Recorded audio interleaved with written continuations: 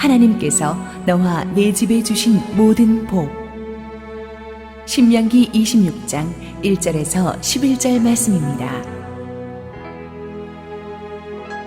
내 하나님 여호와께서 내게 기업으로 주어 차지하게 하실 땅에 내가 들어가서 거기에 거주할 때에 내 하나님 여호와께서 내게 주신 땅에서 그 토지의 모든 소산의 만물을 거둔 후에 그것을 가져다가 광주리에 담고 내 하나님 여호와께서 그의 이름을 두시려고 택하신 곳으로 그것을 가지고 가서 그때의 제사장에게 나아가 그에게 이르기를 내가 오늘 당신의 하나님 여호와께 아뢰나이다. 내가 여호와께서 우리에게 주시겠다고 우리 조상들에게 맹세하신 땅에 이르렀나이다 할 것이요. 제사장은 내 손에서 그 광주리를 받아서 내 하나님 여호와의 제단 앞에 놓을 것이며 너는 또 내 하나님 여호와 앞에 아뢰기를 내 조상은 방랑하는 아람 사람으로서 애굽에 내려가 거기에서 소수로 거류하였더니 거기에서 크고 강하고 번성한 민족이 되었는데 애굽 사람이 우리를 학대하며 우리를 괴롭히며 우리에게 중노동을 시키므로 우리가 우리 조상의 하나님 여호와께 부르짖었더니 여호와께서 우리 음성을 들으시고 우리의 고통과 신고와 압제를 보시고 여호와께서 강한 손과 편팔과 큰 위엄과 이적과 기사로 우리를 애굽에서 인도하여 내시고 이곳으로 인도하사 이 땅 곧 젖과 꿀이 흐르는 땅을 주셨나이다.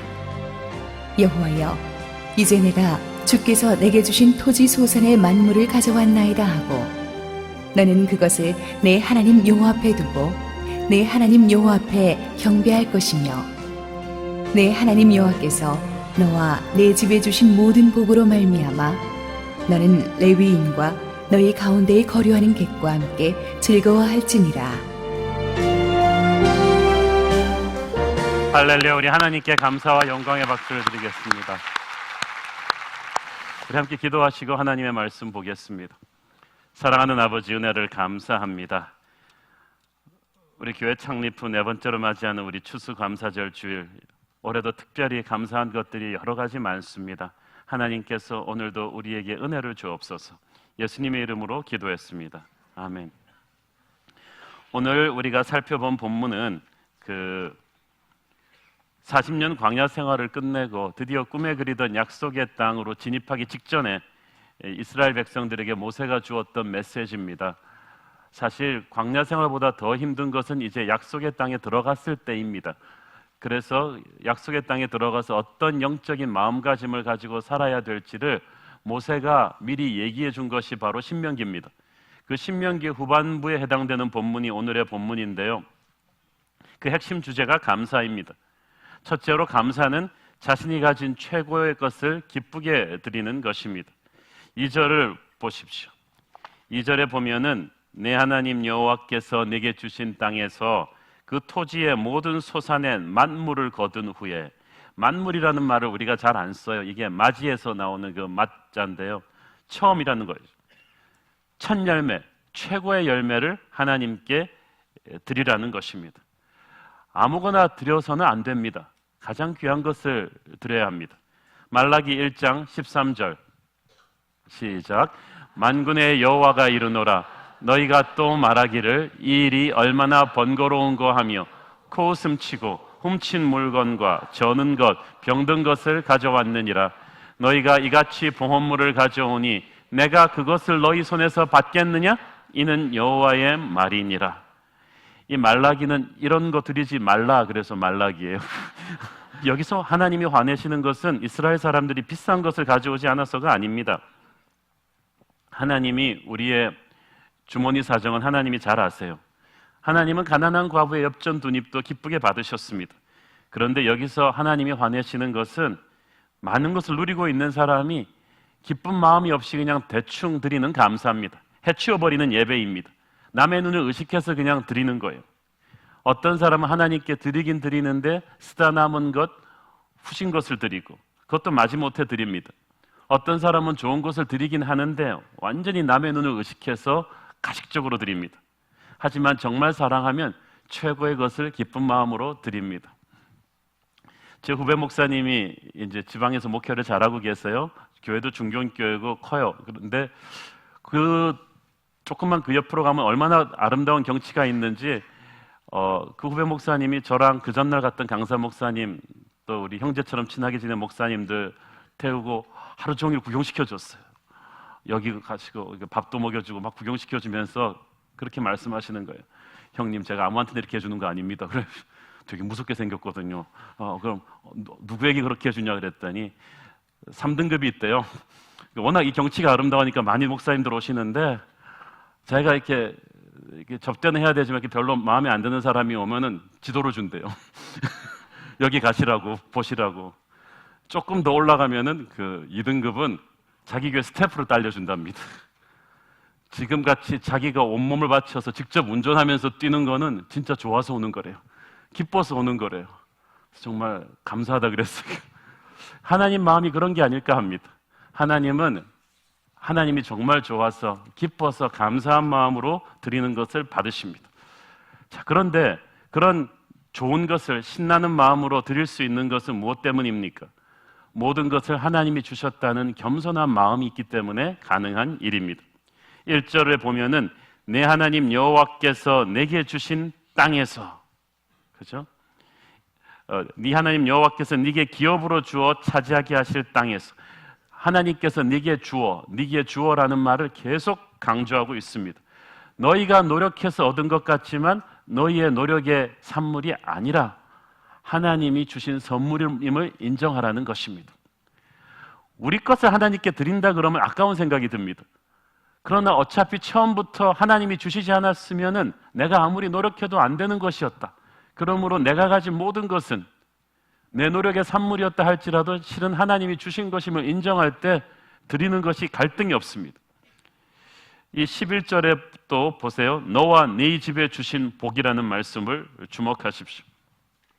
여기서 복이라는 것은 all the good things, 그러니까 토지의 소산물만을 가리키는 것이 아니라 이스라엘에 허락하신 모든 좋은 것들, 너의 생각에 이게 하나님으로부터 온 것이 아니라고 생각하는 모든 것들도 다 하나님이 주신 것이다. 우리가 복이라고 느끼지 못하는 것도 복일 때가 참 많습니다.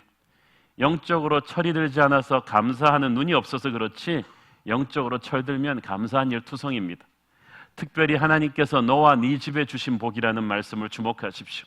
하나님은 한 개인에게만 복을 주시는 게 아니라 가문 전체에 복을 주시는 분인 줄 믿습니다. 그래서 믿음의 가문에 속했다는 게 중요합니다. 저는 제 자녀들을 시집 장가 보낼 때 무엇보다도 믿음의 사돈을 보고 싶습니다. 그 집안이 기도하는 집안이냐, 예배하는 집안이냐, 하나님을 사랑하는 집안이냐. 왜냐하면 그런 집안에는 하나님이 약속하신 특별한 축복이 흐른다고 성경이 약속하고 있거든요. 그 집안에 넘치는 하나님의 축복의 물결 속에 우리 아이도 푹 잠기기를 원하거든요. 그런 의미에서 우리 집으로 이렇게 시집 장가 보내는 분들은 참 복받은 분들이, 기도의 복이 많거든요. 은혜의 복이 많거든요. 감사는 내가 누리는 모든 것이 하나님이 주셨다는 것을 인정하는 마음입니다. 한마디로 겸손의 마음이죠. 10절을 보십시오. 10절 같이 읽겠습니다. 시작. 여호와여, 이제 내가 주께서 내게 주신 토지 소산의 만물을 가져왔나이다 하고 너는 그것을 내 하나님 여호와 앞에 두고 내 하나님 여호와 앞에 경배할 것이며, 영어 성경에 보니까 bow down before him, 이렇게 뻣뻣하게 서서 감사하는 게 아니라 무릎을 꿇고 얼굴을 땅에 대면서 감사하는 거예요. 겸손이에요. 여러분, 교만한 사람은 감사할 수 없습니다. 다 자기 힘으로 이루었다고 생각하는데 어떻게 감사할 수가 있겠어요? 감사는 허리 숙이고 하는 것입니다. 절하면서 하는 거예요. 진짜 자기가 한 일이 아무것도 없음을 인정하기 때문에 교만할 의지가 없어요. 여러분, 교만은 자기가 제일 늦게 눈치채는 거 아세요? 이번 추수감사절날 우리가 조금 잘 살게 되었다고 해서, 조금 힘을 가졌다고 해서 나도 모르게 어깨에 힘이 들어갔다거나 자세에서 조그만 교만이 있었다면 우리 스스로를 돌아보고 회개합시다. 다 하나님이 주신 것인데, 겸손으로 예배하는 자가 진정으로 감사를 드릴 수 있고, 이 예배의 기본 스피릿은 감사입니다. 불평불만으로 예배하는 사람이 있고 감사로 예배하는 사람이 있습니다. 겸손과 감사로 예배드리는 이런 분의 예배를 하나님이 기뻐 받으십니다. 시편 50편 23절 시작. 감사로 제사를 드리는 자가 나를 영화롭게 하나니 그의 행위를 옳게 하는 자에게 내가 하나님의 구원을 보이리라. 아멘. 세 번째로 감사의 말을 해야 합니다. 고백을 해야 합니다. 제물을 드리는 것이 끝나는 것이 아니고 하나님께 감사의 말을 하라고 되어 있습니다. 첫 소산물을 하나님께 바칠 때 반드시 제사장에게 가서 신앙 고백을 하도록 여기서 교육하고 있습니다. 행위만으로는 안 됩니다. 반드시 감사의 말을 해야만 합니다. 입술로 표현을 해야 됩니다. 하나님이 말씀으로 우리를 축복하시고 그 말씀이 현실이 되어서 오듯이 우리도 하나님께 예물을 드리면서 동시에 감사의 말로 영광을 올려드려야 돼요. 혹자는 자신은 별로 감사할 게 없다고 할지 모르겠습니다. 그러나 이 영적인 눈을 가지고 보면 우리가 지금 당연시하고 있는 것들 중에 감사한 게 얼마나 많은지 몰라요. 최근에 제가 영화 시사회를 하나 우리 장로님들, 목사님들과 다녀왔어요. 왜냐하면 우리 교인이 프로듀서예요. 그 형제는 우리 교회에 와서 변한 분이에요. 옛날에는 여고괴담 같은 무서운 영화 만들다가 이제 예수 믿고 성령 받고 회개하고 나서는 정말 깨끗한 영화를 만들라는 비전을 우리가 나누었는데 진짜 만들었어요. 저예산 영화지만 너무나 아름다운, 제가 보기에는 7번 방의 비밀 이상의 감동적인 영화입니다. 완전 소중한 사랑이라는 영화인데 제가 예배 중에 영화 광고해서 죄송합니다만 은혜가 있어요. 이게 소아암 환자들을 다룬 그 영화인데 제가 그걸 몰랐습니다. 암세포가 온몸에 퍼져서 투병하는 이 환우들을 신방해 보면, 특히 이런 어린아이들을 보면은 건강한 몸으로 하루하루 살아있는 것 자체가 감사할 일입니다. 어떤 부모님은 말합니다. 우리 애 녀석은 너무 장난꾸러기라서 나가기만 하면 뭘 부수고 들어와요. 그런데 어떤 어머니한테는 나가서 뭘 부수고 들어올 수 있는 그런 장난꾸러기의 건강이 그게 소원이에요. 여러분한테는 이 힘들어하는 그것이 어떤 분에게는 꿈일 수도 있고 소원일 수도 있습니다. 여러분이 당연시 여기던 것들을 감사할 게 별로 없다고 생각한다면 여러분이 지금 당연시 여기는 것들이 한번 없다고 생각해 보십시오. 아내가 바가지를 긁어서 힘드세요? 아내가 없다고 생각해 보세요. 우리 교회에서 한 달만 부인 떨어져 계셔도요, 남자분들이 티가 나요. 이상해요. 여자분들은 남편 떨어져도 단정하신데 남편들은 여자분한테 떨어지면 처참해져요. 우리 교회 수많은 기러기 아빠들을 보면서 우리가 얼마나 기도하게 되는지. 여러분 또 남편이 이렇게 조금 그렇게 막 힘드세요? 없었으면 좋겠어요? 진짜 한 달만 없어 보시면요, 여러분이 쉽지 않아요. 나라 욕들 많이 하시죠? 이 나라가 없으면 어떻게 되겠습니까?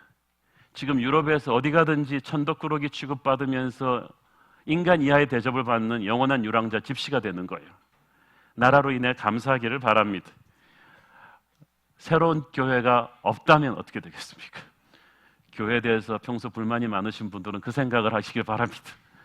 이 교회가 없다면 우리의 인생은 지금 어떻게 바뀌어 있을까? 그렇게 생각을 해보면 정신이 화들짝 납니다. 우리가 누리고 있는 것들이 다 그냥 있는 게 아닙니다. 하나하나가 다 하나님의 은혜로 주어진 것들입니다. 감사의 제목은 그렇게 거창한 게 아닙니다. 내 주변의 가장 작은 것들을 당연시 여기지 않는 것, 이것이 감사의 시작입니다. 그리고 감사를 느꼈으면 바로 표시를 하십시오. 특별히 이렇게 내가 고마운 줄 아니까 뭐 꼭 표현을 해야 되냐고 생각하는 분들에게 말씀드리지만, 시는 쓰여지기 전까지 시가 아니고 사랑은 표현하기 전까지 사랑이 아닙니다. 표현을 하십시오. 특히 우리 경상도 남자분들 저를 포함해서 잘 들으세요. 표현을 하세요. 표현을 안 하면 누가 알겠습니까? 제가 이런 얘기를 또 우리 교회 김호식 목사님한테 하면 그분은 얘기합니다. 네, 간단하게 표현을 합니다. 그 말을 어떻게 알겠어요? 내가 고맙다고 생각하는 줄을. 사랑하는 여러분, 형용사를 넣어서 온몸에 진심을 담아서 적어도 한 문장 정도는 길을 늘려가지고 감사하다고 하십시오. 하나님에게도 구체적으로 감사하다고 표현하시고 사람들에게도 감사하다고 하십시오. 이번 추수감사절 기념으로 제가 오늘 예배 끝나고 집에 가기 전까지 숙제를 드리겠습니다. 여러분 가장 가까운 주위에 있는 분들, 당연시 여기던 분들에게, 그래서 고맙다고 말하기 쑥스러운 분들에게도 반드시 감사하다고 얘기하십시오. 여러분의 남편, 아내, 자녀들, 순장, 팀장, 코치, 장로, 목사님들에 이르기까지 평소 그들의 수고를 당연시 여겼던 분들, 그러나 그들이 한 분 한 분 하나님의 선물이었담을 인정하고 오늘 감사하다고 말하십시오. 하나님께서 뭔가 스페셜한 걸 우리에게 선물로 주실 거예요. 네 번째로 감사에는 신앙 고백이 들어가는데, 이 신앙 고백이라는 것이 자신의 인생을 영적인 시각에서 해석하는 것입니다. 그래서 제사장 앞에서 이제 감사하다는 말을 하는데, 그 감사하다는 말의 핵심이 왜 감사한지, 하나님께서 내 인생에 어떻게 역사하는지를 구체적으로 스토리로 얘기하는 거예요. 이스라엘 백성들이 자기들이 하나님을 구원을 체험하기 전에 어떤 환난이 있었는지부터 시작해서 하나님과 함께 걸어온 여정을 쫙 얘기하는 거예요. 스토리만 있고 하나님이 없으면 그건 인생 녹두리에 불과합니다. 하나님은 있는데 스토리가 없으면 이건 현실감이 없어요. 자기의 스토리와 하나님의 개입이 딱 붙으면 이게 신앙 고백입니다. 이 신앙 고백이 있어야 인생이 해석이 되는 거예요. 이 진실한 인생 신앙 고백을 통해서 자신의 인생 전체를 주관하시는 분이 하나님임을 안다면 우리는 결코 인생을 함부로 살지 않을 거예요. 잘 나간다고 교만하지 못할 것이고 힘들다고 절망하지 않을 것입니다. 이 신앙 고백을 이제 하는데 이 5절 노예 생활부터 시작합니다. 5절 같이 읽습니다. 시작. 너는 또 내 하나님 여호와 앞에 이르기를 내 조상은 방랑하는 아람 사람으로서 애굽에 내려가 거기에서 소수로 거류하였더니 거기에서 크고 강하고 번성한 민족이 되었는데, 처음에 이스라엘 사람들은 방랑자였어요. 집이 없는 가난한 사람들이었어요. 70명밖에 안 되는 작은 무리였어요. 그 작은 무리가 400년 만에 200만으로 는 거예요. 처음에 새로운 교회는 가난했어요. 숫자가 몇십 명도 되지 않았어요. 조그만 극장에서 모였어요. 4년 간 넘겼는데 하나님께서 이렇게 은혜를 주셨어요. 자, 그런데 이 이스라엘 백성들이 이렇게 크고 번성한 것은 결코 좋은 환경에 있어서 그런 것이 아니라는 사실입니다. 이스라엘 백성들은 노예 생활을 하면서 이렇게 번성한 거예요. 6절 읽겠습니다. 시작. 애굽 사람이 우리를 학대하며 우리를 괴롭히며 우리에게 중노동을 시키므로, 이 이집트의 화려한 문명을 만들기 위해서 200만이 넘는 이스라엘 사람들이 노예 생활을 했던 거예요. 그것도 처음부터 노예가 아니라 처음에 갈 때는 총리 대신 요셉의 친족이었기 때문에 왕족이었다가 요셉이 죽고 나서 후견인이 사라지니까 졸지에 빽이 사라지고 몰락한 왕족이 된 거예요. 노예가 되어버렸어요. 굉장히 고생 많이 합니다. 피눈물 나는 노예 생활을 합니다. 7절을 보면 구체적으로 그들이 겪은 아픔이 일일이 소개가 됩니다. 7절 읽겠습니다. 시작. 우리가 우리 조상의 하나님 여호와께 부르짖었더니 여호와께서 우리 음성을 들으시고 우리의 고통과 신고와 압제를 보시고, 자 보세요. 우리의 고통은 물질적인 가난으로 오는 아픔입니다. 신고는 살인적인 중노동으로 인한 육체적인 피곤함이에요. 압제는 지배자들의 폭압으로 인한 인권 유린과 그로 인한 정신적인 스트레스입니다. 오늘날도 이런 물질적인 가난으로 오는 고통과 살인적인 직장생활로 인해서 오는 육체적인 피곤함과 사람이 억누름으로 인해서 오는 그런 정신적인 스트레스를 가지고 고통스러워하는 분들 우리 중에도 많이 계십니다. 그런데 희한한 것은 말이죠, 5절에 보니까 그 가운데서 오히려 이스라엘 민족이 더 강하고 번성한 민족이 되었다는 거예요. 상식적으로 노예 생활이 그토록 힘들면 숫자도 줄어들고 약해져야 될 텐데 고난 속에서 더 강하고 번성한 거예요. 이것이 하나님의 백성에게 오는 아이러니한 축복입니다. 여러분이 지금은 현실이 힘들고 아프지만 하나님의 은혜가 여러분과 함께하면 고난 속에 우리는 더 강해질 줄을 믿습니다. 더 성숙해질 줄을 믿습니다. 더 깊어질 줄을 믿습니다. 하나님의 백성은 고난을 피해가는 민족이 아니라 고난 속에서 더 축복을 받아 성장하고 단단해지는 민족이에요. 그들이 이 모진 고통을 견뎌내고 강하고 번성한 민족이 될 수 있었던 것은 기도의 힘이었습니다. 7절 앞부분 한번 다시 보겠어요. 보니까 우리가 우리 조상의 하나님 여호와께 어떻게 했다고요? 부르짖었더니 여호와께서 우리 음성을 들으시고. 하나님은 기도에 응답하시는 분이십니다. 이스라엘 사람들은 자신들의 의지로 고통을 견딘 게 아니에요. 그들은 고통 속에서 기도로 브레이크드루를 찾은 것입니다. 여러분, 고통을 참지 말고 기도하십시오. 인간적인 힘으로 참을 수 없습니다. 그냥 기도하셔야 됩니다. 죽을 것처럼 힘든 현실의 벽을 뚫으려면 하나님이 개입하셔야 되는데 기도해야만 하나님이 개입하십니다. 축복은 기도 응답이거든요. 축복 많이 받은 사람은 기도 많이 한 사람이에요. 그거는 뭐 속일 수 없는 영적인 법칙입니다. 특히 우리가 부르짖었다, 이 말이 중요합니다. 어려움 속에서 우리가 혼연일치가 되어서 함께 하나님께 기도해야 합니다.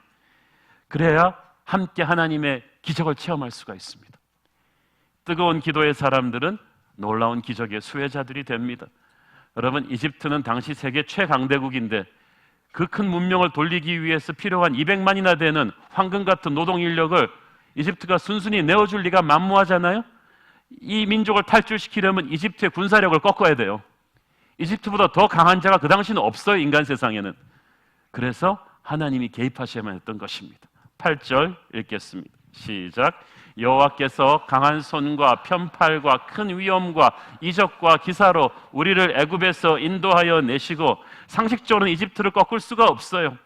인간적인 방법으로는 이 불경기를 떨칠 수가 없고 우리의 형편이 나아질 가망이 안 보이지만 우리가 기도하면 하나님이 상식을 초월하는 기적으로 우리를 인도하실 줄을 믿습니다. 그래서 출애굽하는 이스라엘 백성들은요, 남들은 일생에 한 번 보기도 힘든 기적을 그냥 계속 보면서 하나님의 기적을 체험한 거예요. 약속의 땅으로 들어간 거예요. 그걸 체험하고 나니까요, 이스라엘 사람들이 광야에서 고생도 많이 했는데 그 고생 스토리는 별로 안 나와요. 승리의 스토리가 커버해버린 거예요. 여러분의 간증도 그렇기를 바랍니다. 한 개인이 성장하면서, 한 교회가 성장하면서 고생이 많죠. 그렇지만 고생보다 더 큰 은혜가 있어요. 우리 새로운 교회 역사를 10년, 20년 후에 누가 쓴다면 많은 고생보다 더 큰 은혜를 가지고 쓸 줄로 믿습니다. 6번째, 교회가 감사의 자리입니다. 2절 후반부에 보시면요, 내 하나님 여호와께서 그의 이름을 두시려고 택하신 곳으로 그것을 가지고 가라고 했죠. 감사의 헌물을 가지고 여호와께서 그의 이름을 두시려고 택한 곳, 이것은 약속의 땅에 하나님이 너희들의 예배를 드릴 worship place, 이 중앙 성소는 이곳이다라고 지정해 준 곳이 있었습니다. 이것이 훗날 예루살렘 성전의 자리입니다. 여기서 감사를 드리라는 거예요. 쉽게 말해서 지금의 교회예요. 교회란 어떤 것이냐? 은혜를 체험한 성도들이 감사의 마음을 가지고 와서 함께 나누는 거예요. 감사는 함께 하는 거예요. 그러면 축제가 돼요. 그래서 살아있는 교회 성도들의 얼굴에는요, 눈물과 감격과 기쁨이 배어 있습니다. 현실은 팍팍하고 힘들고 어려운데 교회 오면 그래도 이게 확 쏟아지는 거예요. 서로 시너지 효과가 일어나는 것입니다.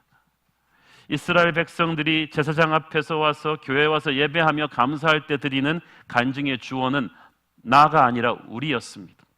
우리가 함께 애굽의 혹독한 노예 시절을 견뎌냈고, 우리가 함께 기도해서 하나님의 응답을 받았고, 광야 생활도 함께 겪었다. 전투를 치르고 나온 동지들에게서는요, 남이 모르는 뜨거운 전우회가 싹 틉니다. 함께 기도하고 함께 고생하고 함께 젖과 꿀이 흐르는 약속의 땅으로 함께 들어왔습니다.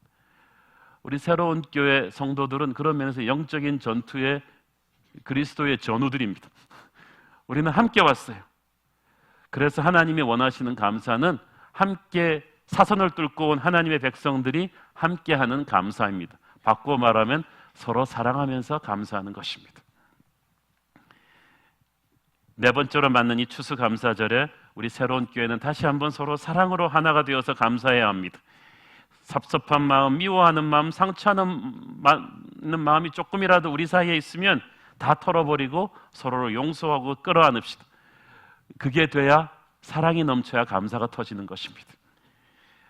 저는 사도 바울이 역경과 고난 속에서도 얼마나 성도를 향한 사랑이 충만했던 목자인가를 보면서 늘 도전받습니다.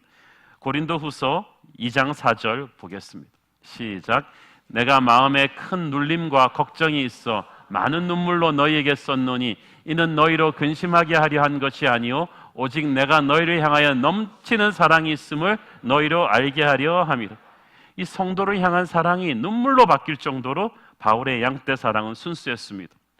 저와 장로님들과 목사님들과 순장, 코치, 팀장, 주일학교 선생님들의 마음속에 양떼를 향한 이런 사랑이 가득 차기를 축원합니다. 사랑의 눈물이 가득 차기를 바랍니다. 우리가 서로 사랑할 때 함께 드리는 감사가 이게 하나님이 영광 받으시는 감사인 거예요. 여섯 번째, 감사의 마음은 하나님께 드리면서 동시에 연약한 자를 보살피는 마음입니다. 11절 읽습니다. 시작.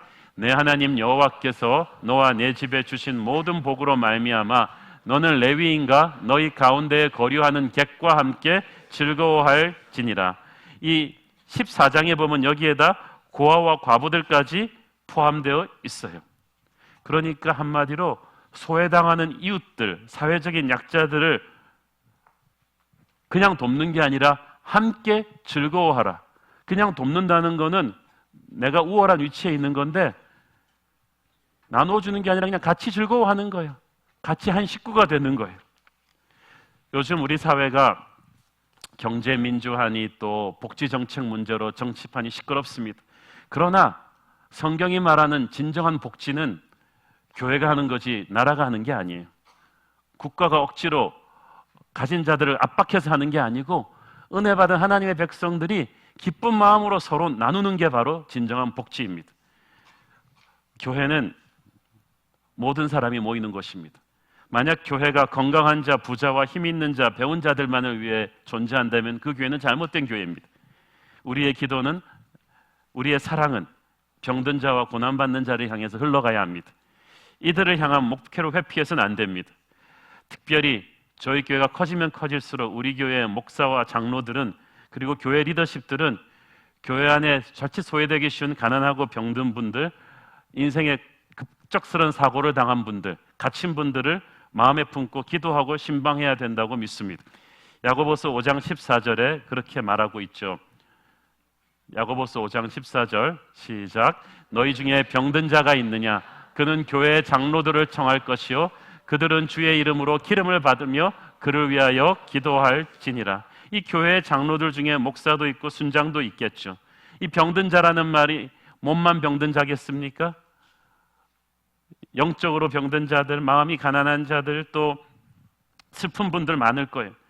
저는 교회가 성장하면서 대부분의 신방은 공동체 목사님들에게 맡겨두고 있지만 진짜 급작스러운 사고를 당했다거나 심각한 병환이 있는 성도들은 얘기를 들어보고 상황이 심각하면 제가 반드시 갑니다.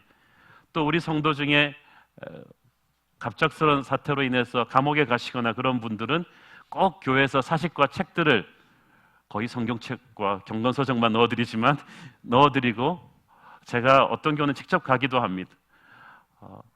인생이 편한 분들은 상관이 없지만 이렇게 힘들 때는 목회자가 또 장로님들이 가주는 것이 감동이 되거든요. 저희 교회가 강남 지역에 위치해 있다 보니까 어쩔 수 없이 사회에서 괜찮은 분들이 많이 모이십니다. 그러나 그럴수록 우리는 상대적으로 연약한 성도들을 구체적으로 섬기기 위해서 몸부림쳐야 된다고 믿습니다. 그것을 제대로 하지 못한 데 대한 항상 자책감이 저에게 있습니다. 교회란 가난한 자와 배운 자와 가난한 자와 부자와 배운 자와 그렇지 못한 자들이 함께 어울려서 사랑하며 살아가는 곳입니다. 괜히 우리 교회가 괜찮은 사람들이 모이는 엘리트 교회라는 이미지를 주면 안 된다고 저는 믿습니다. 우리가 아버지 당신의 마음이 있는 곳에 나의 마음이 있기를 원한다고 항상 찬양은 잘하는데 과연 그런가? 아버지의 마음은 항상 어디에 있는가? 지난주에 광고 드린 대로 저희 교회는 초창기부터 해왔듯이 오늘 여러분이 드리는 추수감사절 헌금을 러브펀드로 적립해서 교회 밖으로 1년 동안 내보낼 것입니다. 이제부터는 본격적인 러브펀드 집행기구가 우리가 이제 탄생이 돼서 집행을 할 텐데 첫째는 이 땅에 전체 교회 70% 80%에 달하는 미자립 교회들 중에서 참 감동을 주는 교회들을 선별해서 도와줄 것이며 수많은 미자립 선교단체들과 선교사님들을 돕는 데 쓰여질 것이고 1년 내내 하나님이 보여주시는 교회 안팎의 연약한 지체들을 위해서 돕는 데 쓰여질 것입니다. 이것은 하나님의 말씀을 그대로 따라하는 것입니다. 신명기 14장 29절 시작. 너희 중에 분깃이나 기업이 없는 레위인과 내 성중에 거류하는 객과 및 고아와 과부들이 와서 먹고 배부르게 하라. 그리하면 네 하나님 여호와께서 네 손으로 하는 범사에 네게 복을 주시리라. 저는 이 말씀에서 분깃이나 기업이 없는 레위인, 누구냐? 미자립교회, 개척교회 선교사님들이라고 저는 생각해요. 네 성중에 거류하는 객, 이 땅에 와 있는 수많은 외국인 노동자, 고아와 과부들, 이런 분들을 우리가 딱 채널을 열고 돕는 거예요. 그렇게 할 때 주님께서 너의 범사에 복을 주시겠다고 했는데, 정말 새로운 교회는 지난 4년 동안 그 하나님의 복을 많이 받았습니다. 마지막으로 감사는 예수님을 통해서, 예수님의 능력으로 하는 것입니다. 3절을 같이 읽겠습니다. 3절 시작. 그때 제사장에게 나와 그에게 이르기를 내가 오늘 당신의 하나님 여호와께 아뢰나이다. 내가 여호와께서 우리에게 주시겠다고 우리 조상들에게 맹세하신 땅에 이르렀나이다 할 것이요. 자, 그런데 감사를 드리는데 제사장을 통해서 해요. 제사장에게 당신의 하나님 여호와께 중보해 달라고 합니다. 구약 시대 때는 이 제사장이 백성과 하나님 사이의 중보자였어요. 그런데 신약 시대 때는 이 중보자 제사장이 바로 예수 그리스도이십니다. 이제 예수님을 통해서 감사해요. 왜냐하면 우리가 감사할 것이 많은 중에 가장 큰 감사는 그리스도의 보혈입니다. 그분의 십자가의 보혈로 우리 같은, 우리밖에 모르던 죄인들을 구원하신 주님의 은혜에 감사하는, 그것이 모든 감사의 베이직이에요. 그걸 기초로 해서 우리는 예수의 이름으로, 예수의 능력으로 이제 감사하는 거예요. 예수의 능력으로 감사하는 게 왜 중요하냐면요, 감사가 영적 전쟁이거든요. 어떤 면에서 사탄이요, 불평불만의 원조입니다. 온갖 수단 방법을 동원해서 우리가 감사할 수 없게 만들어요. 특별히 추수감사절 앞두고 시험이 많아요. 왜냐하면 교회가 공식적으로 감사하겠다니까 사탄들이 긴장해가지고. 이번 추수감사절 전후에 아마 여러분 인생의 여러 부분에서 직장일이든 교회일이든 가정일이든 짜증나는 일들이, 힘든 일들이 많았을 거예요.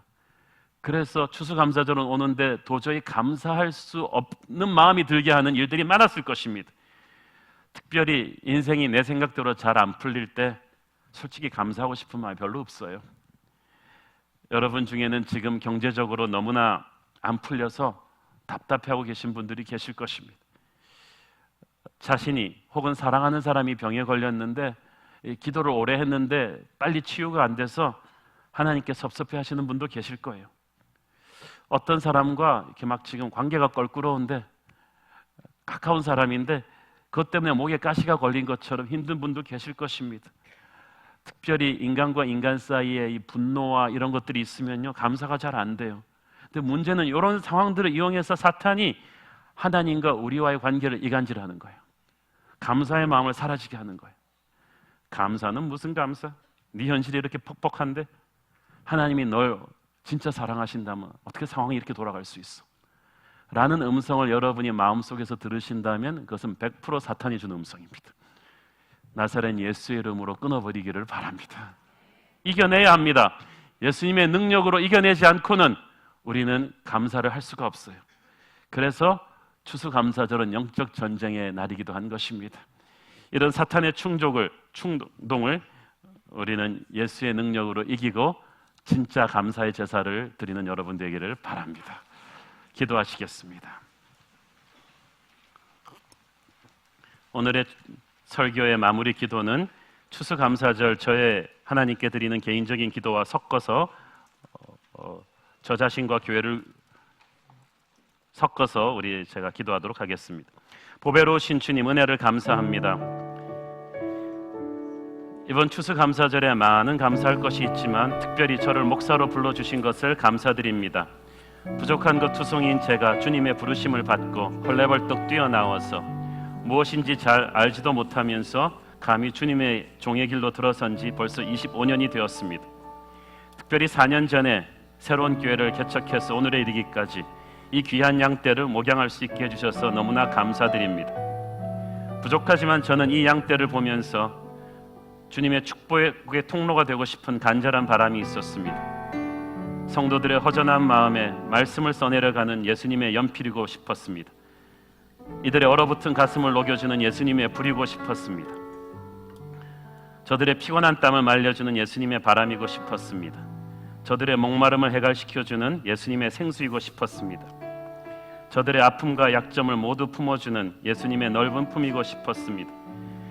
그러나 나의 욕심이, 나의 못된 자아가 너무나 많이 부끄러웠습니다. 저의 인간적인 부족함이 너무 많아 때로는 지치고 때로는 낙심할 때가 많았음을 고백합니다. 저로 인해 은혜 받고 변화한 성도가 있다면 100% 주님의 은혜이고, 저로 인해 상처받고 시험 든 성도가 있다면 그것은 100% 저의 잘못입니다. 주님의 은혜가 교회가 부흥할수록 밖에서는 부러워하지만 늘어나는 성도들을 한 명도 실족함 없이 잘 돌봐야 된다는 영적 부담감이 때로는 감당하기 어려워 어디론가 멀리 도망가고 싶을 때도 많았음을 고백합니다. 그러나 주님께서는 늘 쓰러지려는 저를 붙들어 주셨고 하루하루 한 주 한 주 설교하고 목회하고 일어설 수 있는 힘을 주셨습니다. 주님께서 모아주신 이 귀한 성도들을 인하여 감사드립니다. 우리 모두 새로운 교회에 와서 새롭게 다시 태어났습니다. 주님, 부족한 종을 앞으로 더욱 단단히 붙들어 주십시오. 하나님의 말씀을 가감없이 전하되 성령의 기름 부음이 있는 부드러움으로 할 수 있도록, 가난하고 병들고 힘든 성도들을 보며 눈물 흘릴 줄 아는 따뜻한 목자의 마음을 평생 갖고 가도록, 스스로를 위해, 성도를 위해, 민족과 열방을 위해 낙타무릎이 되도록 기도하는 목자가 되도록 주님 도와주십시오. 주님, 이 시간 추수감사절을 맞아서 감사할 마음이 우러나지 않을 정도로 힘든 성도들이 지금 많습니다. 하늘의 위로가 임하게 하여 주옵소서. 절망을 딛고 다시 살아나게 하여 주옵소서. 주님, 교회가 부흥하면서 교회의 일꾼들이, 리더들이, 우리 목회자와 장로, 집사, 성도님들이 지쳐있는 분들 많은데 주님 새 힘을 주시고 특별히 서로 사랑하고 감사하게 하여 주옵소서. 우리로 하여금 불평하게 하고 불망하게 하는 어둠의 영이 끊어지고 감사의 영으로 거듭나는 영적 전쟁에서 승리하는 추수감사들이 되게 하여 주옵소서. 우리가 서로에게 하나님이 주신 귀한 선물임을 깨닫게 하여 주옵소서. 예수님의 이름으로 기도했습니다. 아멘.